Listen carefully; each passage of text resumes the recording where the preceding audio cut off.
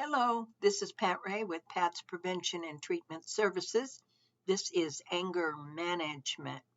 I need you to grab a piece of paper, and on your paper, I need you to print your first and last name, put today's date, the type of group, which is anger management, and the topic of the group, which is going to be manage your thoughts by managing your stress. Okay, so on there, I need to know if you are paying for this service, how you are doing that, if you are going to bring by cash 9 to 5, Monday through Friday, bringing the exact change, or are you paying over the phone with a credit or debit card, or if someone else is paying for your services, another agency. I also need to let you know that we will be moving toward doing Zoom meetings. A Zoom meeting is where you are able to see and talk to and interact with others over the video, over the internet. So we will be moving into that in the future. And this anger management is part of our parenting class as well as our substance abuse class. So for folks who are in any of our classes, anger management will be a part of that. So when we get closer to the time where we have Zoom meetings, I'll give you more info. Now, you need to complete a progress note that has on it all the parts, including 3 things you learned about and talked about and thought about. You will also need to do any assignment that is on those that is asked of you during this video. Okay? To get full credit, I need to have a good progress note. Okie doke. Well, let's get started. I'm going to cheat by looking at my notes. So let's think about what we're going through right now. Some of us are a little more stressed out than others, which may mean that we're a little more anxious than others, which may mean that we have a shorter fuse than others. Because one thing we do know is stress does allow us to become more irritable and less likely to problem solve. Our brain, when it is full of stress and emotion, tends to cancel out the reasoning, decision-making, and practical part of our brain. So we are less likely to think things through when we are under long-term stress or having emotions such as hurt, anger, loss, fear. Those flood our brain. Okay, so we're going to talk about today identifying some stressors and finding out what we can do to kind of settle things down, help us to feel better, make it less likely for us to lash out at others, especially those that we love. Okay, all right. We want to ask ourselves right now, what are some of the things that get us going? What are some of the things that get under our skin? For me, unfortunately, it's daily struggle. It's a daily struggle. And I ask myself, when something flares up, when I flare up, when I feel the emotion rising, and we can feel it in our body. When I feel it, when I catch myself being short, irrational, I ask myself, is this problem life-threatening? Is this problem something that I'm even going to remember a week from now? A month from now, a year from now? Will I be able to laugh about this next week or next year? If I can just ask myself, is this really a big deal? And is it going to be a big deal tomorrow, next week? No. In most cases, no. Okay, so Stress is actually our physical response to a threat rather than an actual event. So it is our response to our perception of a threat rather than the actual event. So our heart increases, some of us perspire, our body kicks into what is called fight or flight mode. In other words, it gears up to either stand and fight or to run.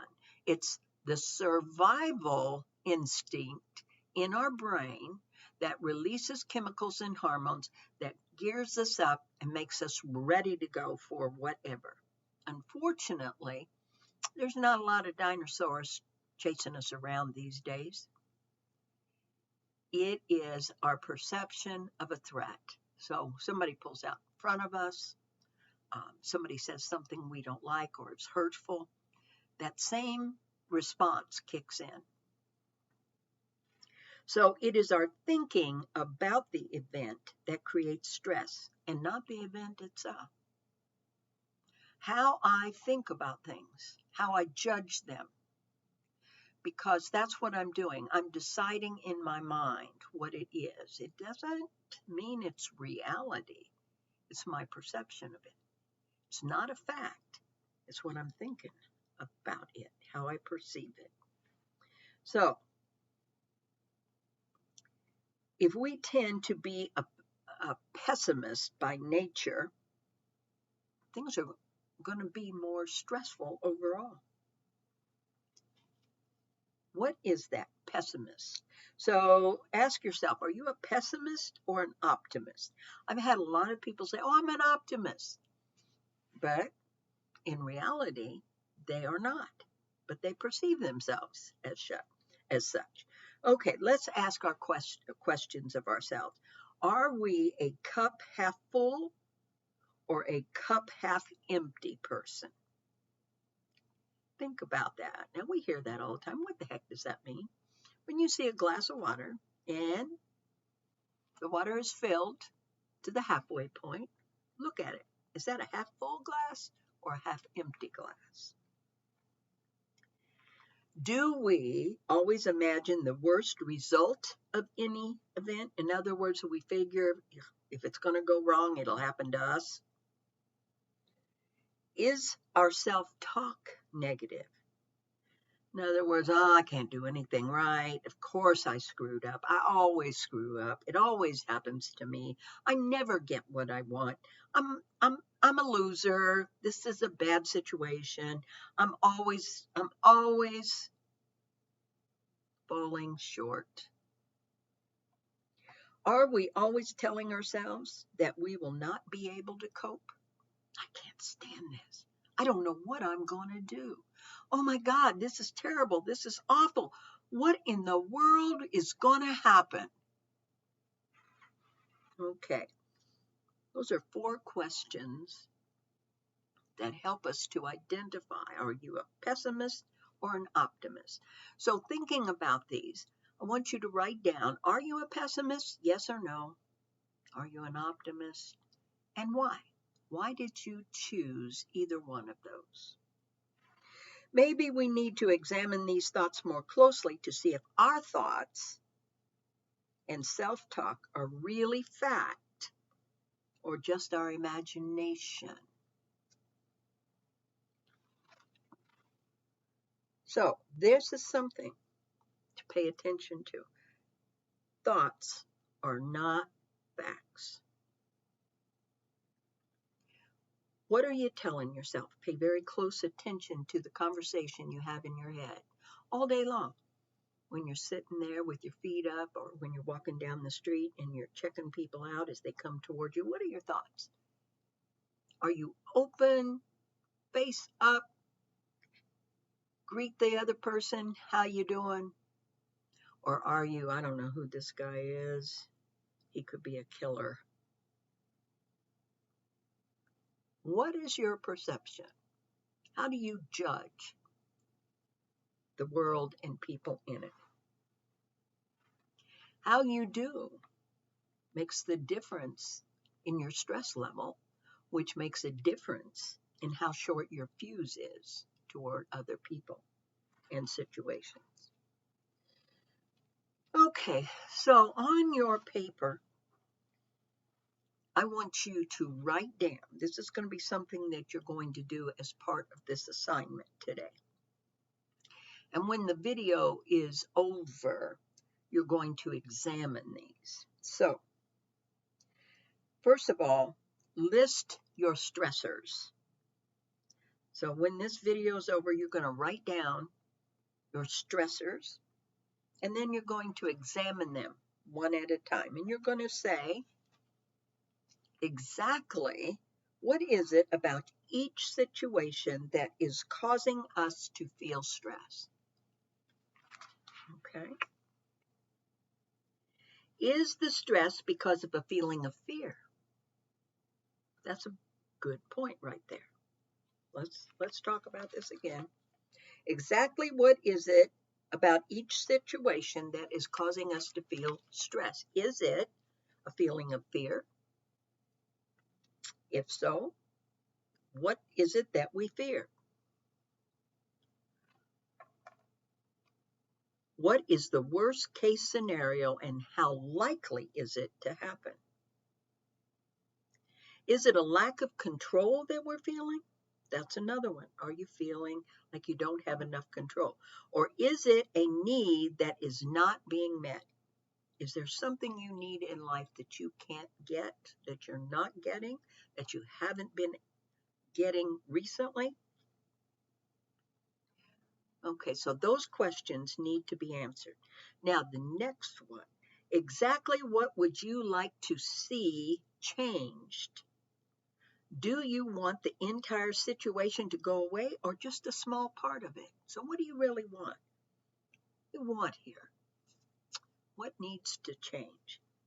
Is it a lack of assertiveness on your part that allows a situation to occur or to be stressful? In other words, am I unable to express myself in a respectful, calm, and direct manner that would allow me to tell the other person what I need?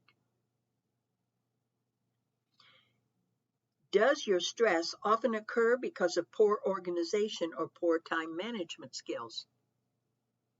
Poor organization, that's me. I spend so much time looking for stuff, it drives me crazy, makes me stressed, and then what do? I lash out at whoever.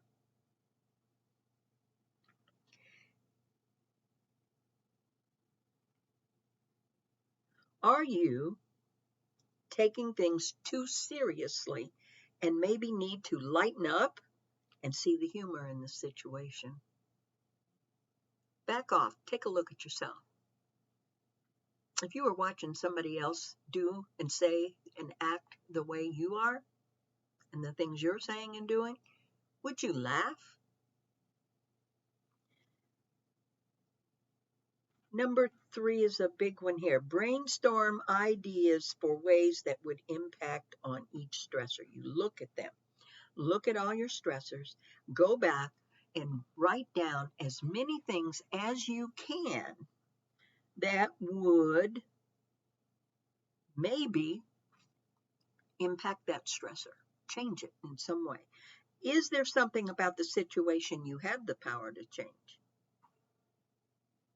If you have no control over the situation, can you accept it and not allow yourself to become upset? Now, here's a big one right here. Some things, if I come to where I can accept them, I can then let them go. Like other people. You can't change other people. If you're working next to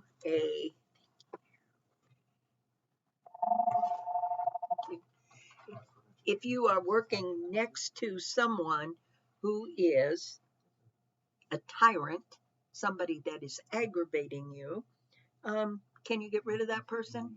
Not usually. Okay. All righty, guys, I'm sorry for that interruption. Somebody brought me something special. All right. So let's go down our list. So can you mentally examine the situation and realize that it is not really threatening or important? And if you ignore it, you will not even remember it in a month from now or a year from now. Okay. Can you avoid the situation? Sometimes we can change things. Sometimes we can't. Sometimes we accept them. Sometimes we have to look at the fact that it's not that big a deal, and sometimes we can avoid it. So look at your stressors, check it out. So the next important piece after you do this is we look and we say we're going to develop a mindset of what we call resilience. In other words, bounce back. No matter what, we are survivors. Sometimes an event that seems terrible at the time, like we lose our job, whatever, actually is an opportunity. Nothing like working in the midst of chaos. Okay, that was my dog. I am so sorry. Okay, so knowing that we can bounce back, you know the saying, when one door closes, another opens. Develop an internal locus of control, locus, where your control is. You have significant control over your life.